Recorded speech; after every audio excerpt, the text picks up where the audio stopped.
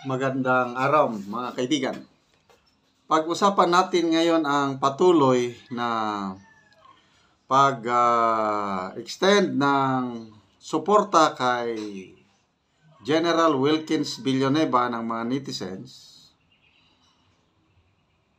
At the same time, galit ang taong bayan sa nagpakulong sa retiradong general. Walang iba kundi itong si Congressman Paduano. Sa dami ng mga comments, messages, post na nababasa ko, para bang tinatadtad na sa galit ng taong bayan itong si Congressman Paduano.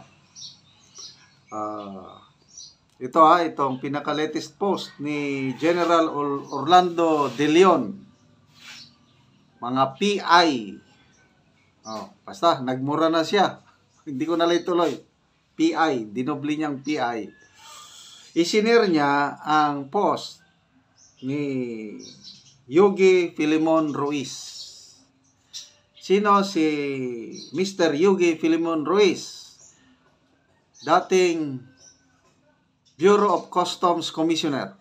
Siya yung inappoint ni PBBM yung first year, unang taon nata. BOC kung hindi basta-basta ito si Mr. Yugi Filimon Ruiz, bago siya inappoint ni PBBM na Customs Commissioner, naging regional director din siya ng PIDEA. Kaya kilalang-kilala niya itong si General Wilkins Villanueva. So ito ang post ni ex-Customs Commissioner Yugi Filimon Ruiz. Sabi niya, I have the honor to serve our country with Director General Wilkins Villanueva as a drug buster, and I have personally witnessed how he sacrificed for our country. Ulitin ko Regional Director ng PIDEA, itong si Yugi Ruiz. And to put him in such humiliation just because a congressman who spends all his time in an air-conditioned office being served by paid office staff cannot accept the answers because it does not fit into his agenda is such a gut-wrenching experience. My question to you, dear honorable distinguished gentleman from Negros, is, ano pa ito marespeto pa Bakit? Kasi, dear honorable distinguished gentleman from Negros. Kung kay General De Leon ba, PI, doble PI. My question is, have you put your life on the line for our country?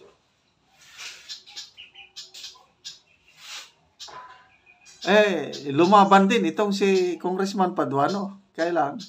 Ang kalaban niya, gobyerno. Itong si Director General Wilkins Villanueva, ang kalaban niya, mga masasamang tao sa ating susyudad. Pinagtanggol niya ang ating mamamayang Pilipino. Paduano, nilabanan niyang gobyerno. So, wala. Have you placed your life and limb in front of blazing red-hot bullets aimed at you just so that you can accomplish your mandate of eradicating criminals from our society? We place our lives and took criminal lives for our country. Director General Wilkins Villanueva deserves better than to be cited in contempt just because his answers do not fit the game plan. I am writing this post to express my frustration and regret. So much regret.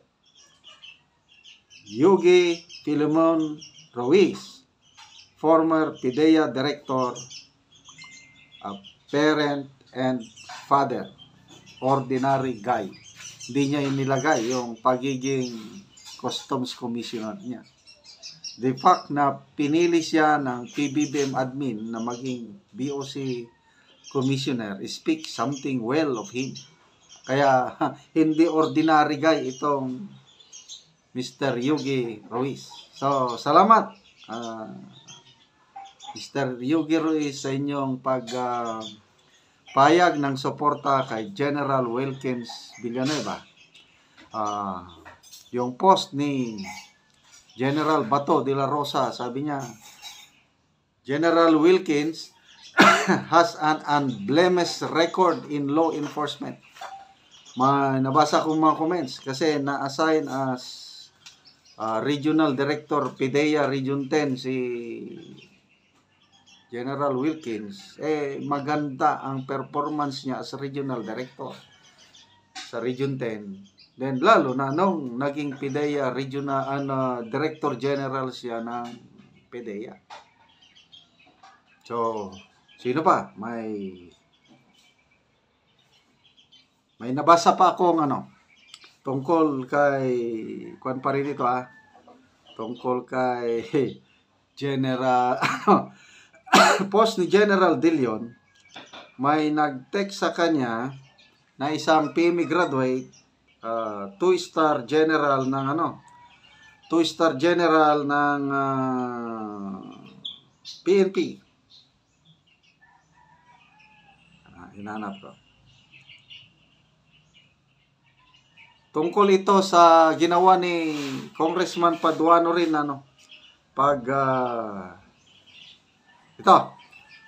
pagpa-cite in contempt kay General Villanueva.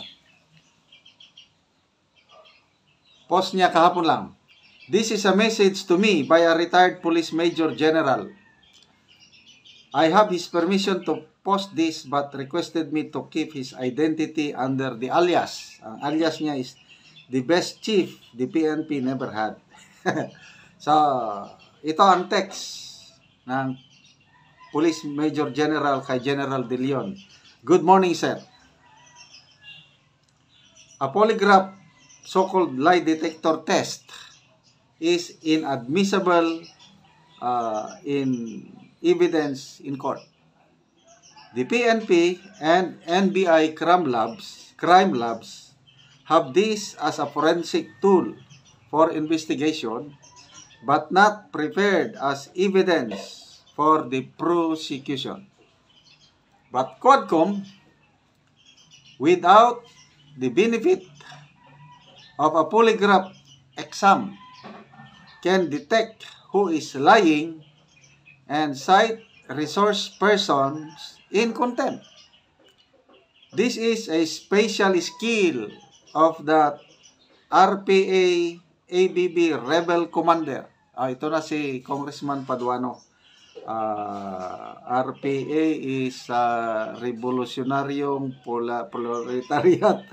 Basta ABB, Alex Bungkayo Brigade. I guess he should be hired as expert forensic scientist of the PNP and NBI. Mayroon ng trabaho si Congressman Paduano pag mag-graduate siya sa Kongreso. Pwede siya na maging forensic expert or scientist, either NBI or PNP, dahil magaling siya.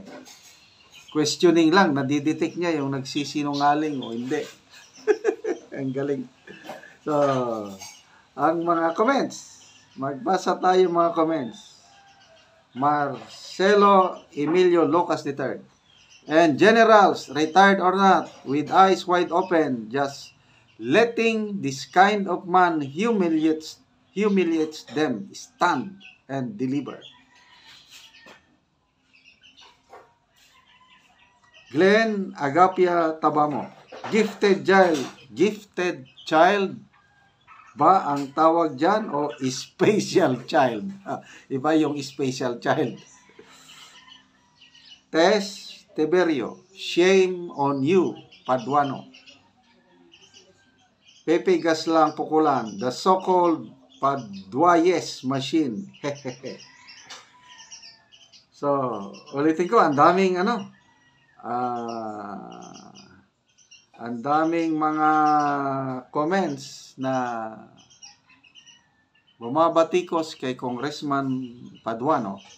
Tad-tad na siya sa galit ng mga galit ng mga netizens, habang si General Wilkins Villanueva naman is